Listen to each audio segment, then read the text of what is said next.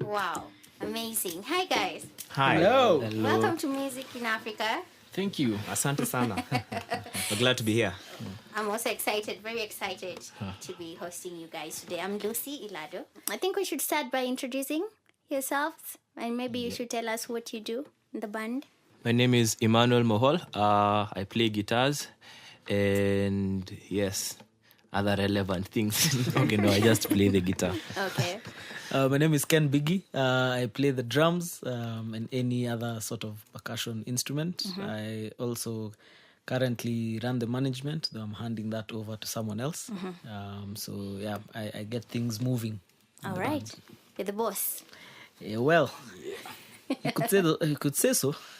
All right. My name is Paul Mbithi. I'm a keyboard player, one of two keyboard players, and once in a while, band leader. Yeah. Although he's playing drum now. My name is George Nyoro.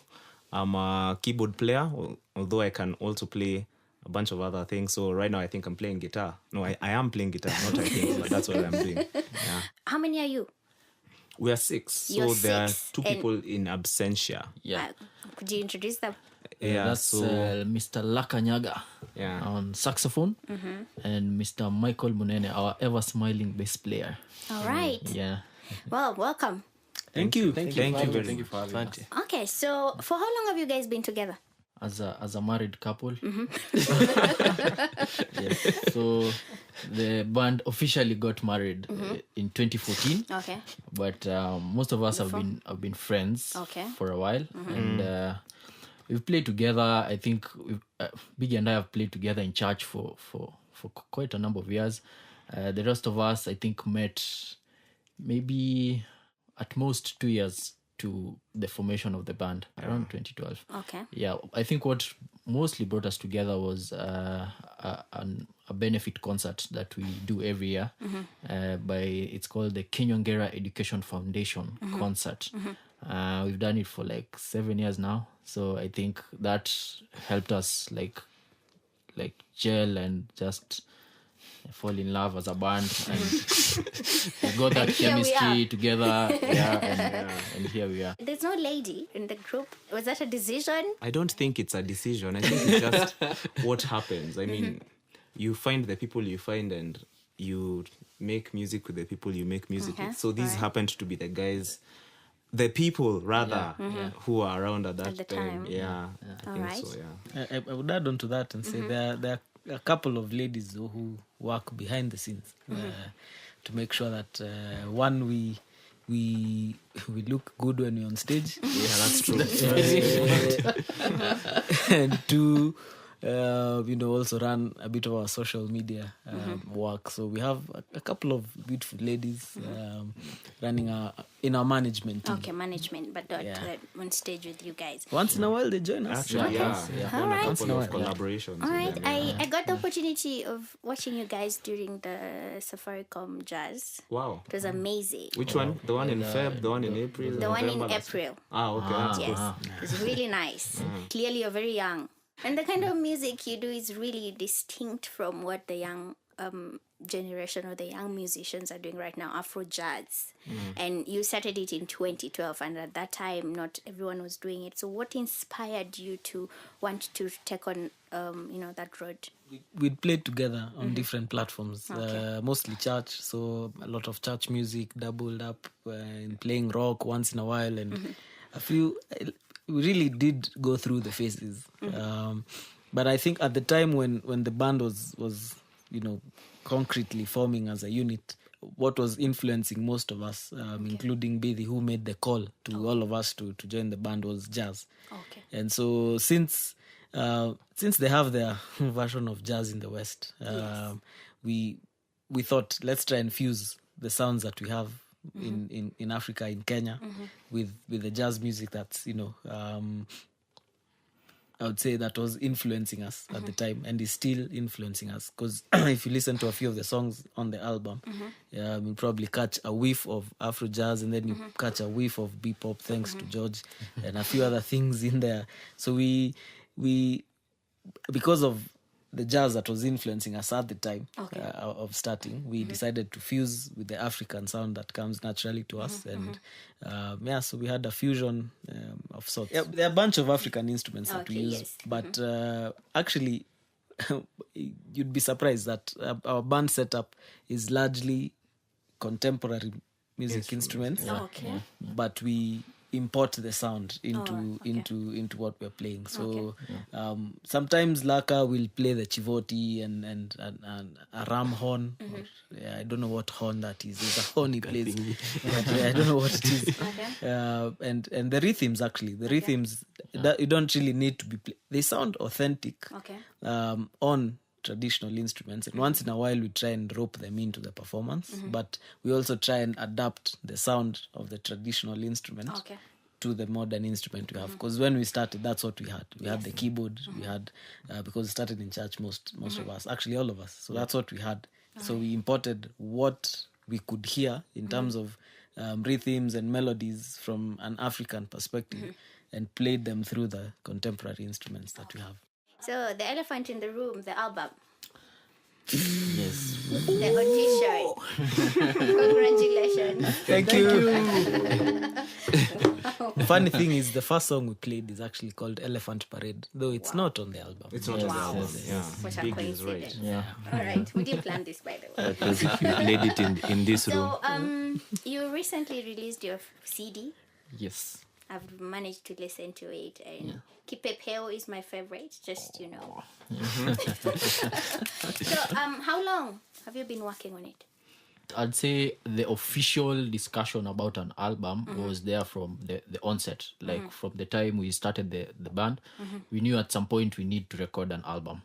So when that time came, I think when the process officially began, it took us, was it a year before we released the album? I think, probably a year Before releasing. yeah. But towards, I think, like during the whole recording and creative process, it was maybe, I don't know, 3 to 6 months or something of the really intense work. Yeah. Right. Yeah. Emmanuel, what sparked the title of the album, Audition? What sparked the title of the album? It was not a matchstick, baby. It was not a matchstick. Neither was it a magnet for the fridge. Anyway, so it began around the time we were doing the recording of the album. We were also preparing to try and audition for Safaricom Jazz. So we actually went for an audition. And so I think because this is our first album, it's sort of like an audition to the general public, like, this is us, guys. What do you think about this? What do you think about this? So that's how the name came to be, through that inspiration of what an audition is, which we had recently experienced. Yeah. All right. So I was going through your work online, and there's an interview that was recently done, and La Kanyaga, he's not here. The In culprit. absentia. Wait, he's not done anything wrong. I want to quote him. He says, "Our album is a collection of original sounds with a very African feel." So I think everyone wants to hear that African feel. So what song are you going to play for us? Hold D, maybe. Yeah. Okay. Yeah. Okay. Why Hold D? So this is one of those songs that had been pulled from storage. Okay. I am the original author. And George. George, I George, the first. Yeah, and unfortunately, I'm not really good at titles. So the melody of this song tends to dwell on one note, and so that was as far as I could get creatively. Let's call it Hold D, because that note that we hold a lot is D. Okay. Yeah, so. All right.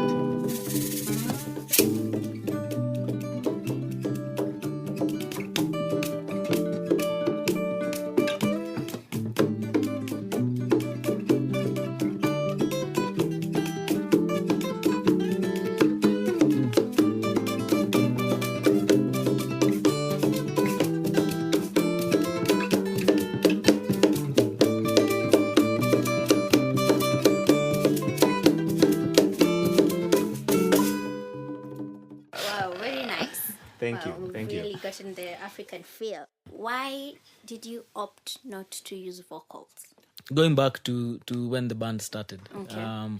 one as I'd mentioned, Bithi is the one who called most of us together and said, "Guys, I'd like us to form this band officially." Okay. And one of the core reasons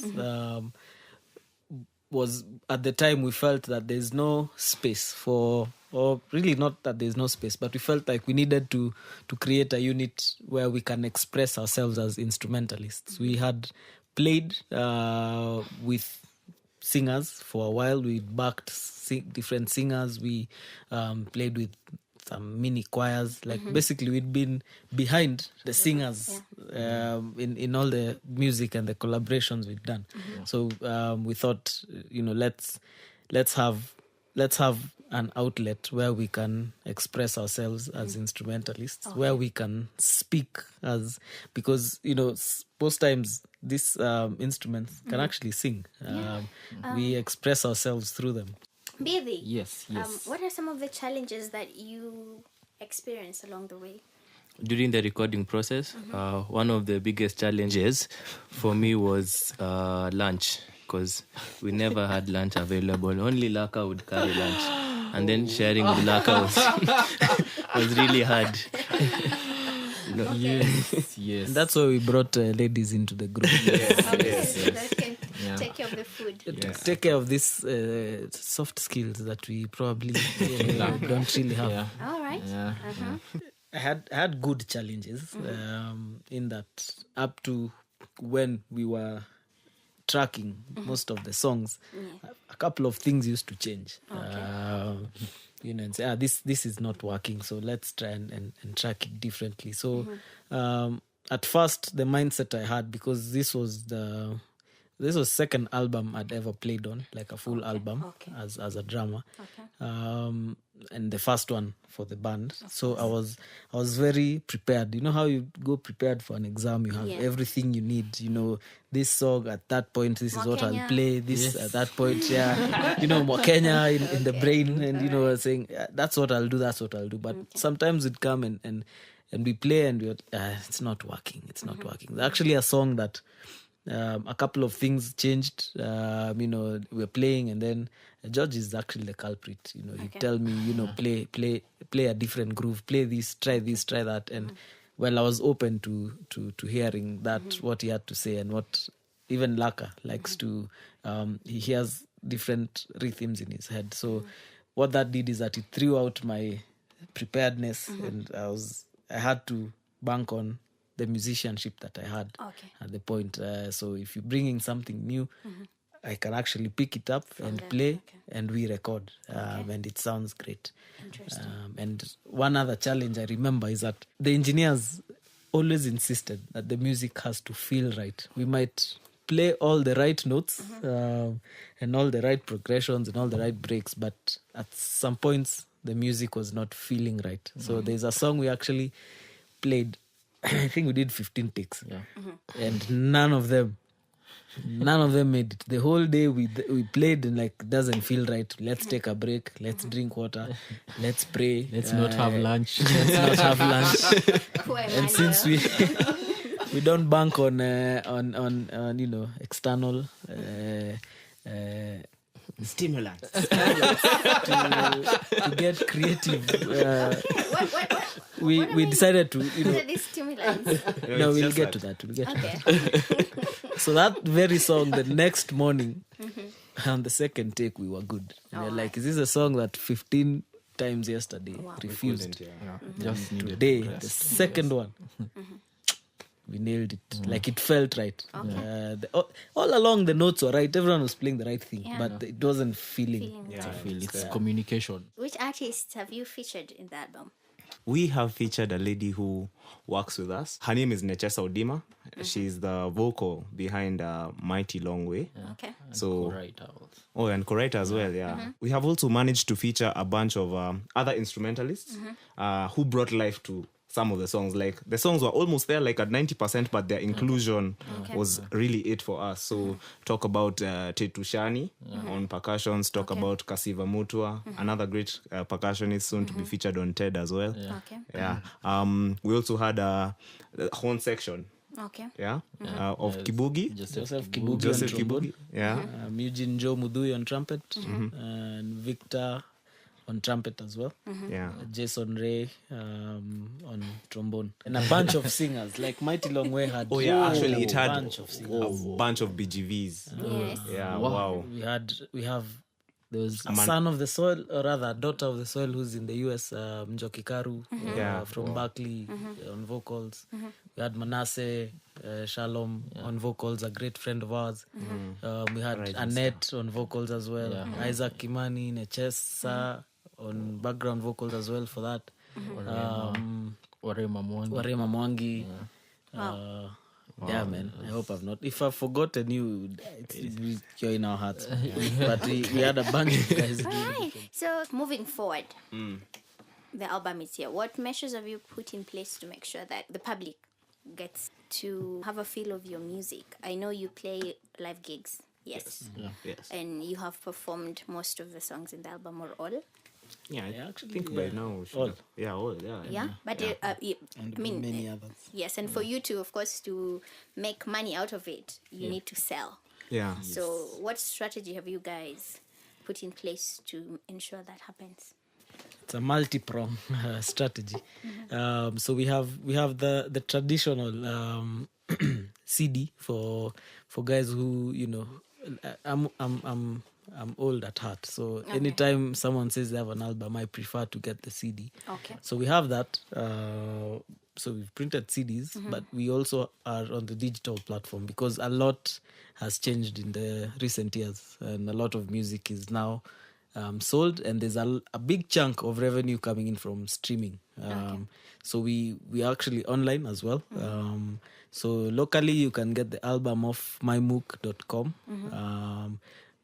Quickly, if you can do mymook, mymookh.com/music/Shamsi music, you'll find our album. We're also on iTunes, Apple Music, Deezer, Spotify. There's Google Play, but that's not available in Kenya. Okay. And probably 100 other music sites that actually I don't know all of them, but Okay. So how much is it retailing for? So it depends on where you buy it. Okay. But it's retailing at 600 shillings on MyMook. That's $60. This month in music in Africa, we are looking at the music recording industry in Africa. And I think it's good to talk about East Africa and most importantly home, Kenya. So as musicians, George, Yes. you're the most experienced. I think for professional live music recording, I think we have a deficiency or a shortage of like one-stop recording, let me call them studios, facilities where you just come with your music and everything is set, just record. Ketebul is one of the few because the standard here is high, and I think you can count like how many other studios provide the same standard of recording. So I think that could be maybe out of reach for maybe some musicians, but I think if you persist and just get the right people, the right connections, like mentioned, yes. you can make it happen. So I think it's just a matter of knowing how and who to talk to and stuff like that. Okay. Yeah. Other countries, example is the Tanzanian government insisted that music should be included as a curriculum in schools. And that is why I think Tanzania is one of the largest producers of music in East Africa. So do you think the Kenyan government has done enough? Yeah, I feel like they've not done it. I mean, the fact that music was scrapped from our system, I think that does not do justice to a lot. I mean, not only music, but a bunch of other things, arts, etc. Because I mean, I am like Biggie. George, I'm like Biggie. I studied engineering. I no longer practice. I'm a musician. But... So, I mean, if we're talking about that, I mean, math and English and the rest are important. But if you're going to end up as a musician, shouldn't you then just start from when you're born? I mean, like in the countries abroad. I mean, so I think that's something that's lacking in our system. Okay. The inability to start focusing on something from when you are young. And Too much emphasis on the sciences. I think the other day, the ministry released funds for sciences, and I think the arts were out of the loop. So I have a sister who teaches who teaches in high school. She's a music teacher, and she sometimes she has unnecessary squabbles with a math teacher because a math teacher does not see the importance of music. You want to extend double lessons. I want to take in your time. The girls are supposed to be in choir rehearsal or choir practice, and they're told, come to class and study, you're wasting time. So there's a whole horrible mindset that has to be shifted right from top. Right from top. I think they're trying with Studio Mashinani, a few of the things that they're trying to prop up. But it has to be in the schools as well, because that's where most of the children are. That's where my first interaction with music was in class 4-5 when we had music in the syllabus. Then it was scrapped. So it has to be there so that you have a choice. Because once it was scrapped, most of us didn't think that there was a choice. When I went to high school, I didn't take music because I thought, let me do comps because I want to do engineering. But I should have really done music because that's where I am right now. So if it needs to start Mashinani in the schools, all through your primary school, high school, interact with music as much as possible. Bring it back into the system. Let it have importance. What plans do you have after this album? I secretly have plans that I guess I've not told everyone else. I mean, we are an Afro jazz fusion band. So, like, I think one of the plans we have in stock, in store, and it's something we've already worked on with 2 of our songs, is we have 2 songs, one called Murat, another called Ndenya. So those 2 songs are an exploration of folk culture in Kenya. And we definitely have plans to fully explore each of the cultures in Kenya and, encapsulate that in a song. Shades of Benga, the book. Yeah. I think that is a perfect starting point for you. Because I think once you're done reading, you'll have a clear picture. And you wouldn't have to do it 15 times. So those are, that's one of the plans we have. I think we also have plans for exploring sort of like a pop side. Because, as Biggie was saying earlier, you do your music and you do what you really feel inside. But at some point, you also have to meet the people, So they might not always follow you as far as you will go in terms of, this is the music I appreciate. So sometimes you want to meet them halfway. So you guys like that, and this is what I do. This is where these things can meet. And so, exploring a pop side of this sound that we have. And so that's one of the things we have in store. Because we get really good responses with these songs, especially the 2 songs he's mentioned. Murata and Ndenya, like they strike a chord. For your information, Music in Africa normally calls out for applications, artists from different festivals. So that is something you can always be on the lookout for on our site. What's the site URL? For our listeners. For the listeners. I'm sure they're asking. For the listeners, then you should tell them. Musicinafrica.net. Okay, it's time to say goodbye. I'm feeling hungry. Mohol. Then you know who's hard to work with. So what's our goodbye song? I think our last song is Free. It's one of the songs we've worked with, collabed on for remixes with Kivutia, Asio. Yes. On vocals. Fantastic singer. Fantastic. Yes, that I agree. Okay, so goodbye song, and thank you very much for having us. Creating time. Thank you, Lucy. I hope you'll be back here in the next year or 2 with another album. Yes. Or a very nice single. But until then, goodbye from myself, Lucy. Goodbye. And this has been Music in Africa. Thank you. Thank you.